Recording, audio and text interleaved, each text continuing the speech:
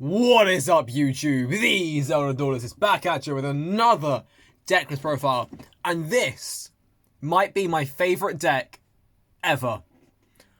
Now that's a high statement because Lightsworn has been my favourite deck of all time since I learned it back in early 2019. And this might take the cake. What is the deck? I think you've seen the Japanese card here. There he is. What is the deck? It's cool. I'm just going to call it Yugi, or Gobscoffers of Light. We're going to call it. And, well, what does it do? Basically, similar to the Horus cards, how they revolve around a card called the King's Sarcophagus, I think it's called. This revolves on the Gold Sarcophagus and has multiple different effects to do with it. It's being released in Legacy of Darkness in the OCG, I believe. And I don't know when it's... I think same set TCG, but I'm not sure. For context, these cards haven't actually been released to the OCG yet. I have no idea, like, how they'll react to these and whether they'll take these to events and whatnot. But when it comes in TCG, I'll be honest, this may be my first ever deck I max rarity.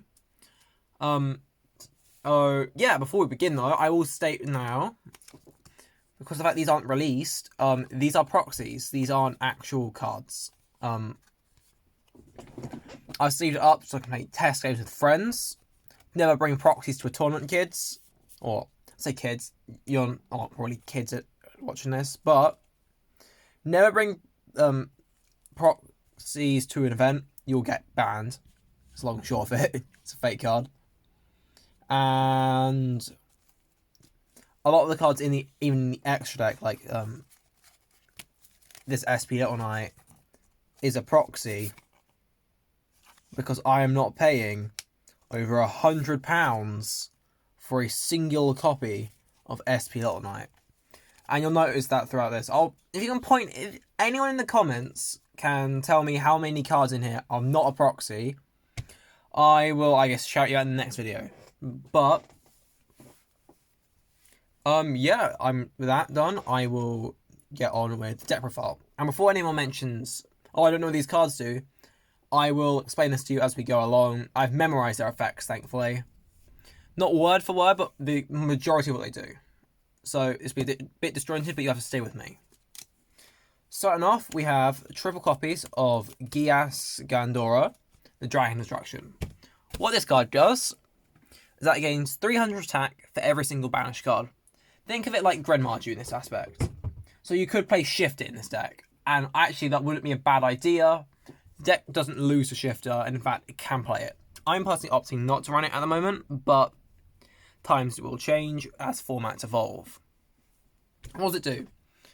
Once per turn, if you control the main card of this deck, let me find it real fast, Gold Sarcophagus of Light, none of these, you can summon it for free from your hand. Obviously, a free summon of a level 8 is great. You can play a rank 8 package in your extra. If it wasn't for another card we'll get to later, why the extra deck actually doesn't matter too much. And we'll get to that in a bit. Then you can pay half your life points to destroy as many other cards on the field as possible. And if you do banish them, so this gets more attack, then summon from your deck a level 7 or lower monster that states Gold Sarcophagus of Light in its text somewhere. And then raise its level by the number of cards banished. I haven't actually got these written down before I mentioned that I have generally learned this. So this card, it's great for OTKs. I believe I was playing a game against a branded Predaplant today against a friend. And I summoned this. Obviously I had like some other stuff up to negate Dragopedia and Mirror Jade. I then blew up everything I could with it, summoned Silent Magician from deck, and that was enough for game. It is basically a one-card OTK, and it's something that you might have to worry about for your local scenes, definitely. Maybe even YCS levels, if this deck turns out to be good enough in the upcoming formats. Next up, you have the Stratos of the deck. I think it's pronounced Tricolor Gadget. Again, mispronunciations may happen with it, or mistranslations, but here we are. If this card is normal or special summoned, you may search your deck for Gold Sarcophagus of Light or any spell or trap that mentions it. That's a grand total of, I believe, I want to say, let me think. Gold Sparkle's Light, you have that. 5 cards, including the trap that we do not play. We get to the trap at the end. Or, I should get it now, because when this is destroyed, you float into the trap. Floating's fun, but when it's into a trap monster that's honestly a bit mediocre, it's not worth it. If you wanted to play the trap monster, it'd be in a more casual build, and this is for a full power competitive build. With what I know of the current format, not much of what the OCG has, but what I know currently about the format we have now. I think this deck will still work for, well, when Legacy of Darkness first releases, because we do have some bits from Phantom Nightmare in here as well. But obviously liberties will have to be made with the list. I do believe that Shifter might come in handy instead of some other hand traps I'm running, and other tech cards you may want to play, depending on the current meta at the time. Next up, for the final 3 of a main deck monster that isn't the main deck monster in general, actually, including hand traps. 3 copies of Silent Magician 0. Each time your opponent draws a card, and it just draws a card with an S at the end as well, so it's any amount of cards, so it gains levels equal to the number of cards drawn. Strange bit there. The original Silent Swordsman level 4, I believe, gained a level and attack for each card they drew. Meaning it's for 1 for 5. So if you drew 2, they get 1. So if you go true with this one, you get 2 more levels. Every level that's higher than the original, the difference times by 500 is extra attack. So if you're level 6 and this is level, that's normally level 4, that's 2,000. That's a 5,000. It's 2 levels different. That's be 1,000 more attack points. I mean, up to 2,000. Next bit is a hard once per turn. Hard once per turn.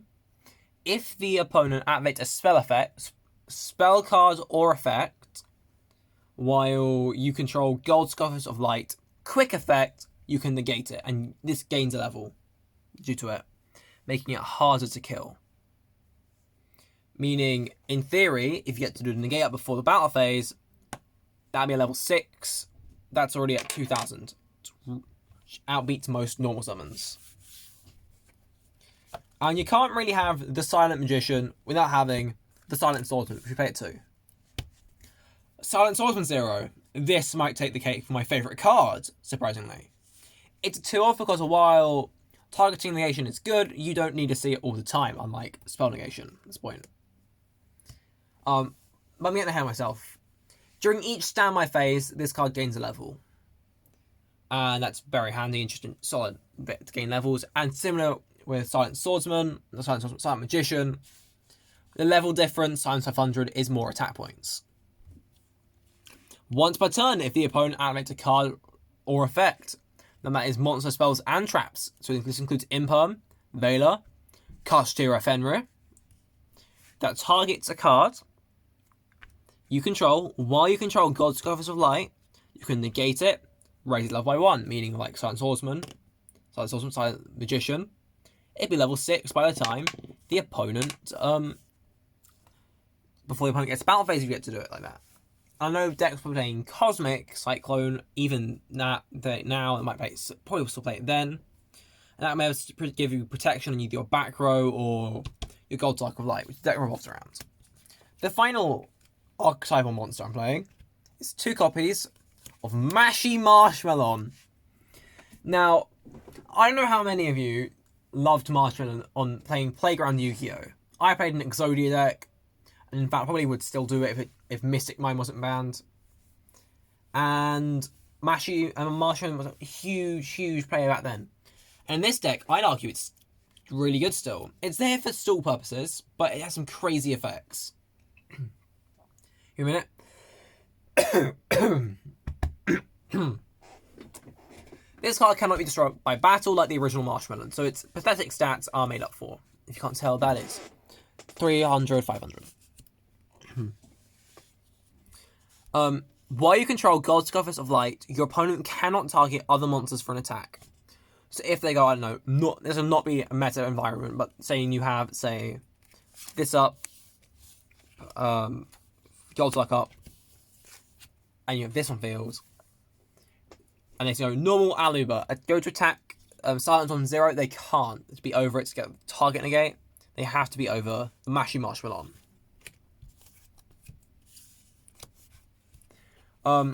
During your opponent's turn, quick effect, you can summon this from your hand. Meaning, by the time they go to battle phase with stuff on the field to break your board, you can just summon this, and then that might dampen their day. It also prevents, I believe, access code from just OTKing in decks like Mathmech, because by the time you get to battle phase, because I don't believe the special summon you need for this is done by just having Gold Suck of Light. I think you can just do it at any point, which makes it incredibly valuable to players, not just of this deck. If Mathmech is a deck you're scared about or anything like it. If you can hear me rattling paper, I'm just double checking this because I wrote all these down. Like I want to say 8 PM yesterday. While I was testing this. Yes. Yeah, here we go. Yeah, oh, if you control God's Arc of Light, you can special summon it. There you go. My bad. Missed a bit of misinformation, but I've mostly remembered it. I did realise something was off. Again, these are brand new cards. People will make mistakes with them.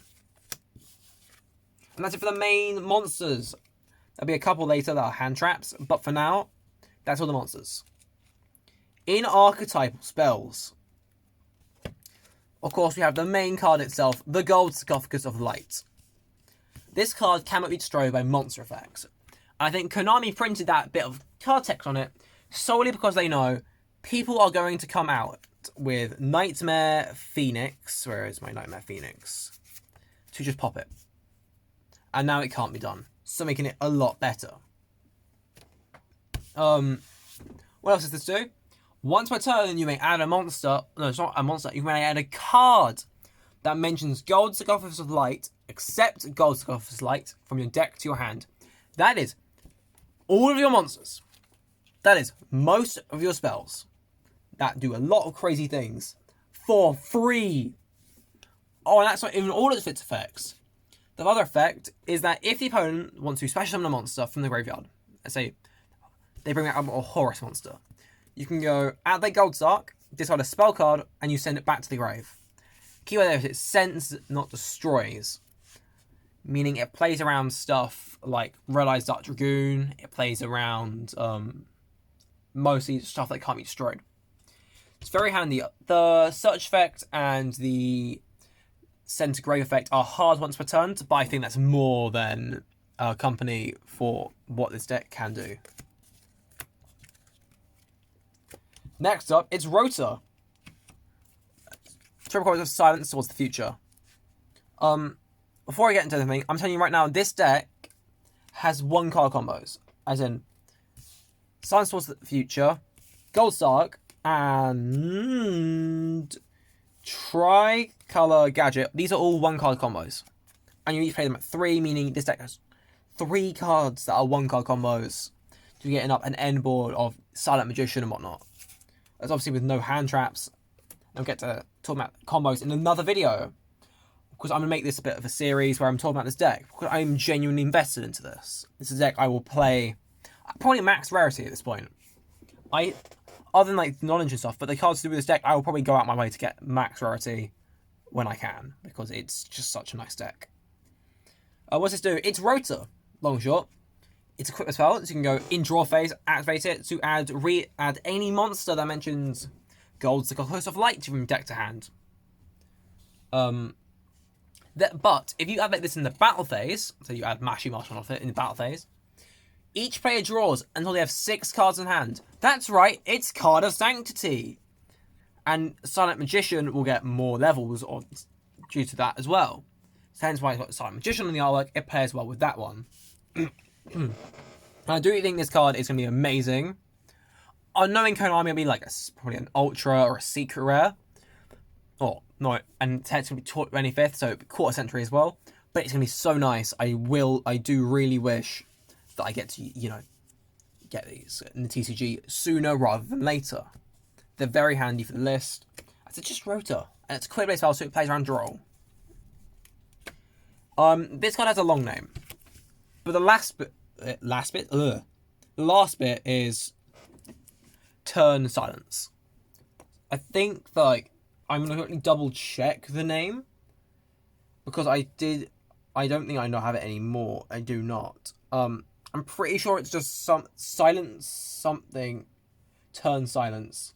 I'm gonna double check right now because while I talked about this, while this card is how this card works is that you can target a face-up monster you control and you can increase its level by 3.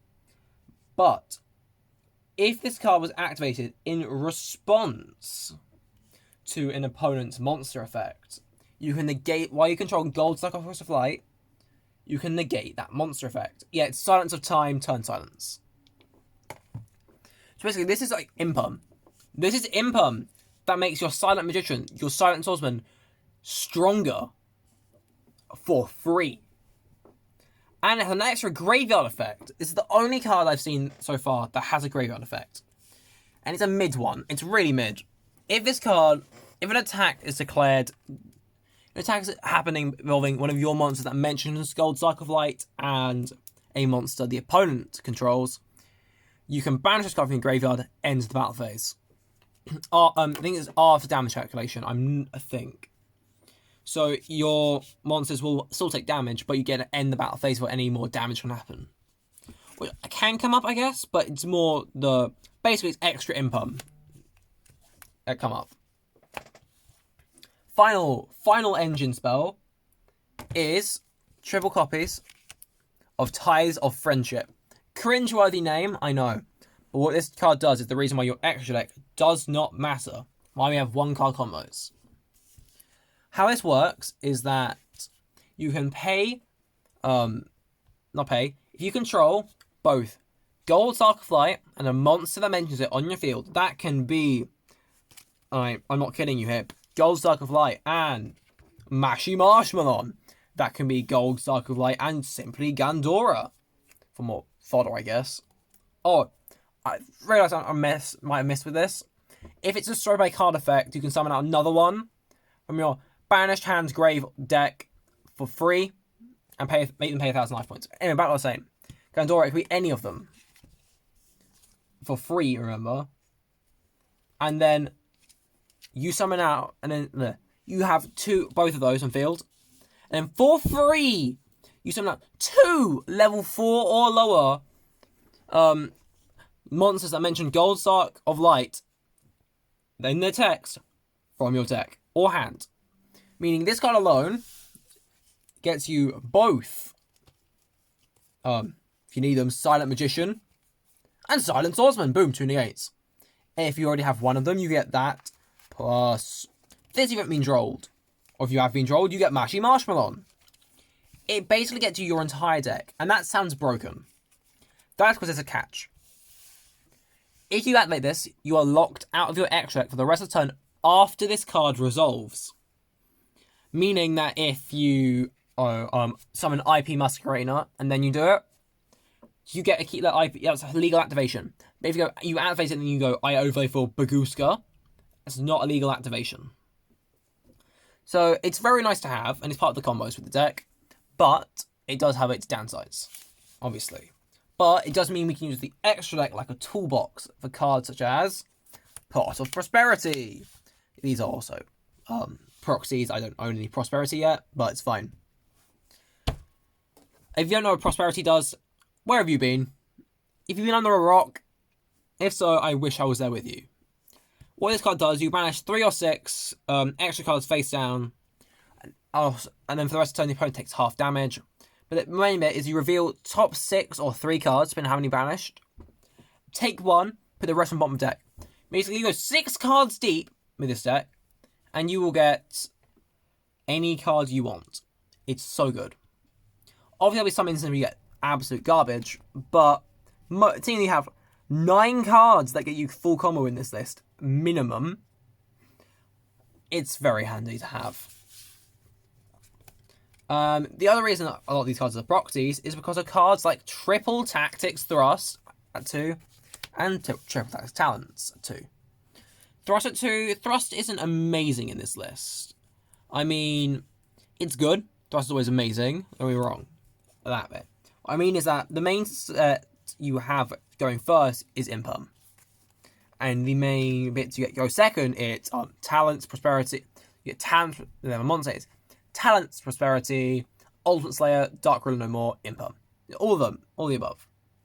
But you do need to be wary with going first. So it's hit and miss going first, but it can be handy. Talents is more geared towards going first or second.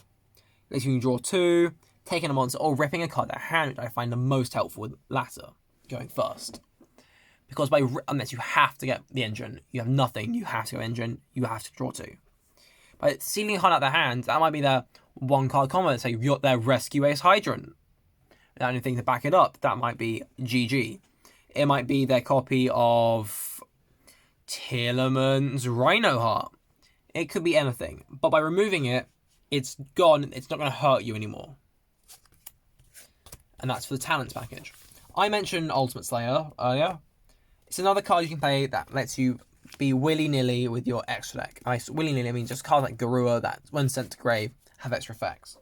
The other board break we're playing is Triple Dark Ruler. These are max rarity for this deck profile specifically because I borrowed them from a friend. Anyway, apart from this one. Oh, mostly max rarity then, my bad. Ultimate Slayer. Now, I'll forgive you for not knowing what this does because it has been dead since it released in Power of the Elements, due to Kashtira looming over.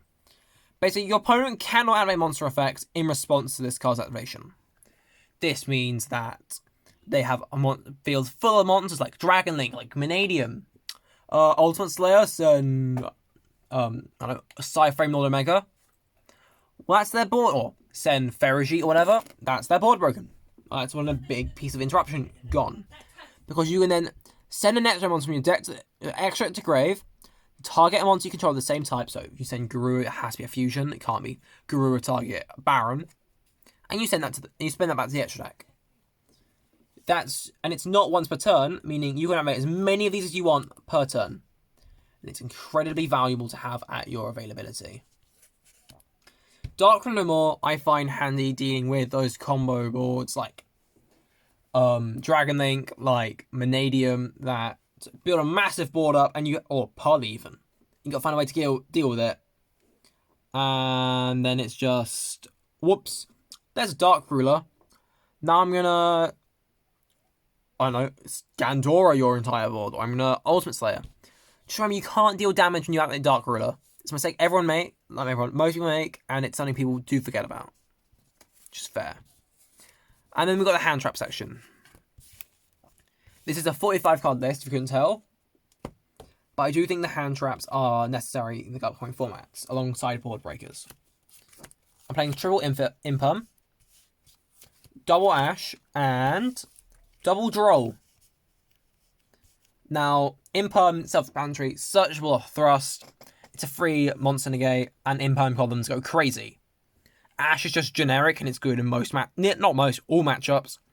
Droll, we're currently in a Droll format at the moment, where Droll beats Manadium, it beats, I guess, some instances Pearly. Not all, depending on the hand. It beats Manadium, it beats most decks. But also, Droll can go in and out of favour, depending on the top decks. For example, I believe Droll isn't that great against decks like Rescue Ace, who may only need such once. It can hurt Rescue Ace, but it's better to have a different hand trap for that. Droll's the nuclear bomb of Yu-Gi-Oh! I think I mentioned that already, but if Droll's in the format, it's usually not a great format.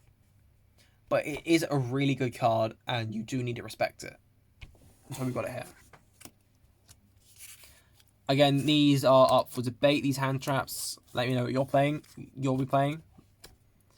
Extra deck. Now, this is either just because they're super basic summon in terms of the links or one of the extra deck monsters, or it is just a toolbox for Ultimate Slayer or Prosperity. And I will let you guys know now, this deck has Nightmare Unicorn in it. We have a Unicorn here because I thought I owned a Gregita, the Xyz one, that's good off Ultimate Slayer. I don't own one, and I forgot to make a proxy of it, so here we are. I'm using Unicorn instead. Not that Unicorn's a bad card, it just doesn't come up frequently. For fusions, we've got one Gurua, one Entis.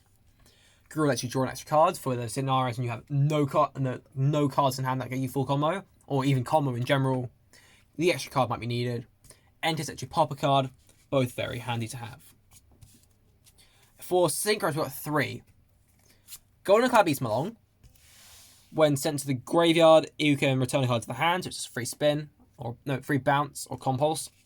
Omega, I mentioned that earlier. If you don't know what Omega does in grave, jeez, you've been left under a rock. But Omega, if it's in the grave, you target one other card in the grave, shuffle both this card and the other card back into the deck. I mean, it's basically infinite Ultimate Slayer stuff against synchro decks. So in theory, you can go Omega, shove back Ultimate Slayer in itself, and then just go Ultimate Slayer, send Omega, and yada yada yada. And the other card we're playing as a synchro, it's not out yet. It comes out in Phantom Nightmare, yeah. It's called Enigmaster Paxter. Packbit, not Paxter. It's a generic cyber synchro. That's a water. To summon it, you need 1 tuner and 1 plus non-tuner. That generally doesn't come up. We don't summon these. What does come up with this guy is when it's synchro summoned or sent to the graveyard, you can target either one monster in your graveyard or one card, no, the opponent controls, I think it is. And then they become a continuous trap in the owner's spell and trap zone. Now that's really good, I think, for Centurion makes use of that as well. So be sure to watch out for this in Centurion decks. But in this list, it's just free removal. You do need to discard a card for this though, but it's more removal that you might need to deal with big boards, because the deck can OTK really easily. I wouldn't be surprised if people start making an OTK version of this list, just because it doesn't need to be, make a couple negates. That's them. For XZs, there should be an aggregator here as well, but for now we just got Baguska, which it comes up occasionally. Very rarely, but it does come up. You have to just have it there in case you can summon it. I'm thinking I might just swap this out for something else, but that's besides the point. Maybe a Zeus, because we are playing double Typhon. Typhon is the anti-Zeus card people were hyping up in the release of Age of Overlords. During the turn, if the opponent special a monster, 2 or more monsters from the extra deck, you can Z-summon this card with the monster you control with the highest attack. If you control just Tricolor Gadget, if you go Tricolor Gadget, ties the future, some of the other two, you can make this on top of Tricolor Gadget. Fair. I'm going to pick this up to read this because I'm not fully familiar with its text yet. Transfer materials, yada yada. When it succeeds summon monster, it's on the field. I think it's either play with monsters more than 3,000 attack, cannot have their effect. Once per turn, detach the material from this card. I don't know what it says there. But it will come up when I go over best extra monsters at some point. It's very handy, and I've seen it a lot of plays in generic decks. So do keep an eye on it. Out for it. It is an ultra rare in Age of Overlord, so you should be able to pick it up cheaper than SP Little Knight. Links. For Ultimate Slayer Sends, you have Ferojit the Baron Blossom. It's worse Garura, but it hits Link stuff. I'm playing, here we go, Tribrigade Arms, Bucephalus 2. I believe I pronounced that right. Long story short, with this chap, when it's in the graveyard, and it's an attack declaring an opponent's monster, or involving an opponent's monster, banish it, banish all the cards the opponent controls, I'm pretty sure, or all other cards. Fair and balanced as all cards should be. Obviously, it's involving attack stuff, so it's meh, but it does come up, and it is very powerful when it does. And the other links, we are playing one IP Masquerena to play with 2 copies of SP Little Knight. a Nightmare Phoenix, and for now a Unicorn. Let's get through this. IP pairs up nicely with Little Knight, so if you can do stuff with these two, you want to do it. It is just ideal in general. If you do this, gets an extra banish, but if not, just make Little Knight. Little Knight's super generic and is the best card in Yu-Gi-Oh! That's legal currently. And that's why it's like £100 for one. I don't want to pay that, but AO. This is just back removal, and this spins a card. It's very basic stuff. But usually, I'll tell you this now, as a bit. When you go Pot of Prosperity, you'll banish 6 every single time until you get to go to 3. And the first 6 is usually always both, in this instance, both the Nightmares. If you're going first, you want to get rid of the Baguska. Arguably, none of the Typhons. I go with the Omega personally. A Little Knight, and that makes 5. You can also get rid of the Masquerena, I'd say. This is if you're going blind. If you know what the matchup is, you can then say it's a fusion deck. You can then leave it as it is. Or you can keep those two for these two, or remove Baguska and whatnot. It's very finicky Prosperity, but generally you want to be alternating between Masquerena and IP, or Masquerena IP there, or Bucephalus and Ferrigite. Or maybe even just these guys and these guys. Oh, but just these guys on one of these. You want to keep this around as well as you can. And that's the deck profile. Sorry for the longer video, but I do need to explain the card effects as they're not even in English yet. And I do hope you enjoy. I'll be making videos explaining the combos with this deck, doing test hands, because I genuinely enjoy playing this. Thank you all for watching, if you got this far as well. Please like the video and subscribe, because I think it'll help my channel. I'm pretty sure that's how YouTube works. And then until, I think I'll make it next video in 4 days' time. Cheerio!